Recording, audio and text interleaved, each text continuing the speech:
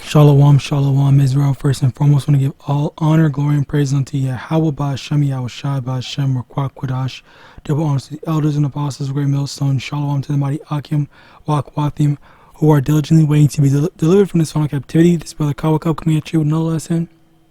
And today's lesson is going to be on Matthew chapter 23, verse 3, where it says, all therefore whatsoever they bid you observe, that observe and do, but do not ye after their works, for they say and do not. Basically what this means is, which actually first of all, I'll read you another translation so it's easier to comprehend. In the CSB version, it says, therefore do whatever they tell you and observe it, but don't do what they do, because they don't practice what they teach. This is Matthew 23 and verse 3. All right, so yeah, basically with this, there are people, okay, that oftentimes teach and tell people, hey, you know what, you're supposed to do this, or you have to do that, or whatever, and stuff like that. And they might, and sometimes it might actually be genuinely good advice. All right, and that can definitely be the case where someone is giving you some genuinely good advice, but the problem is that they give good advice, but they themselves don't actually take said advice. All right, so as a result of that, then they become hypocrites. All right, they become hypocrites. And the thing about this is that we're supposed to be teaching to do right. We're supposed to be teaching our people, hey, don't go smoking weed, oh, don't go shooting people, don't go doing this and stuff like that. But then you have people like, I guess the best example is Al-Azhar, or formerly Guerrilla Hebrew, whatever. I don't know what he calls himself now, but him as an example of he be preaching about not being homosexual. What's the other one?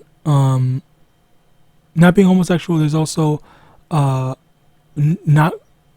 I don't know if he actually. I would hope that he did preach and say not to participate in gang violence, but I guess there's a chance that he might not have.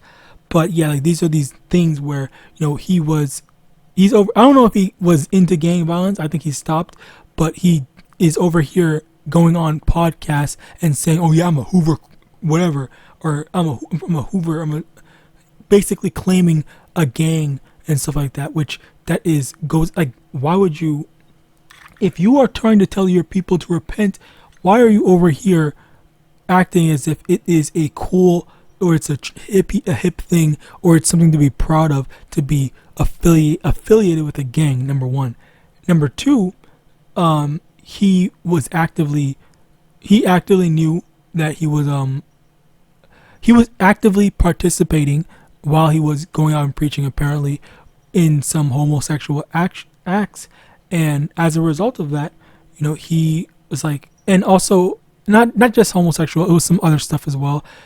Basically, I think it was making one of his wives commit idolatry or something like that, because it was like, Slocky, I don't want to say it, but just know that I heard a lot, and it's not really the best things to be known for. All right, and as a result of that, that has brought in great shame upon him. So while he is in himself a hypocrite, it doesn't take away from maybe some of the things that he was preaching and teaching. Maybe not everything, of course, but some certain things like don't basically the law. If he ever said keep the law, then that's something you should be following after. And a lot of times there's going to be people, even the Christian church, even Esau or whatever, that's going to say, don't go do this, don't go killing people or whatever. Of course you should listen to them in that sense, because that's good. And really the baseline is, does it correspond with the scriptures, and that's really how you have to understand things. Because, again, there were these figureheads that were, or the Pharisees, whatever, that were telling people what to do, how to keep the law, but they themselves weren't actually keeping the law. And, that's another thing where they want our people to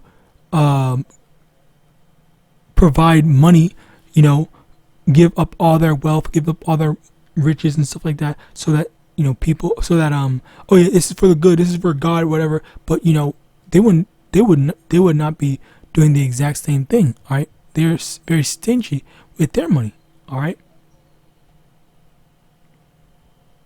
So, continuing on, let me get Matthew 6 verse 1. Take heed that ye do not your alms before men to be seen of them, otherwise ye have no reward of your Father which is in heaven. Therefore when thou doest thine alms, do not sound a trumpet before thee, as the hypocrites do in the synagogues and in the streets, that they may have glory of men. Verily I say unto you, they have their reward. But when thou doest alms, let not thy left hand know what thy right hand doeth. Okay, basically, when it comes to doing good deeds or whatever, or anything, we're supposed to be doing it in secret. But you have these people that say, "Oh, do good, X, Y, and Z," but then whenever they actually do good, they only do it in front of other people. Well, yeah, that might be setting a good example, but they're doing it because they want people to view them as credible and reliable sources and stuff like that, compared to actual genuine people that are doing like for example, like really poor people, like say a single mother or whatever. She gives her last dollar to the church, not to the church, quote unquote, and while that may be just a dollar, it's too small, but in the eyes of the Lord, she gave way more, as the Yahawashi said. Actually, let me see if I can find it, because I don't have freaking Google. So yeah, gave.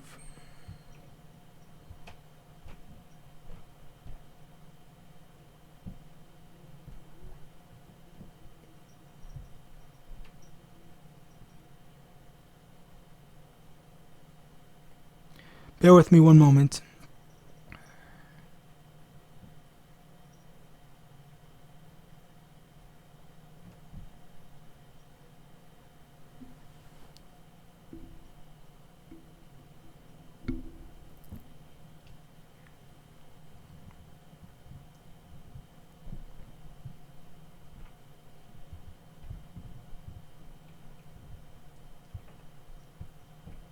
I think I found it.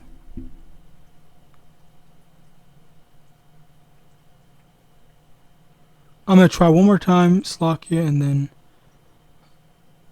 Okay. Yes, I found it. Okay, Mark chapter 12, verse 41. And Yahawashi sat over against the treasury, and beheld how the people cast money into the treasury, and many that were rich cast in much. And there came a certain poor widow, and she threw in 2 mites, which make a farthing. And he called unto him his disciples, and saith unto them, Slakia, verily I say unto you, that this poor widow hath cast more in than all they which have cast into the treasury. So basically, a poor widow that gives like what little money that she has. All right, because it's the thing is that literally anyone can, if you have a surplus, anyone can give in their surplus. But giving what you actually have, like giving what little that you do have, that is where the faith comes in, where you're like, okay, well, I genuinely believe that the Lord Yahawadah is going to take care of me. Slakia, bear with me one moment. Slakia. So basically, as I was saying, I forgot what I was saying, but basically, yeah, with the whole thing of giving in, anyone can give surplus, but not everyone can give, what they have. And that was another thing where, even Yahawashi, let me see if I can get it. It's Matthew, I think. Okay, well, this is worthless to me now. Okay, now they're all worthless to me.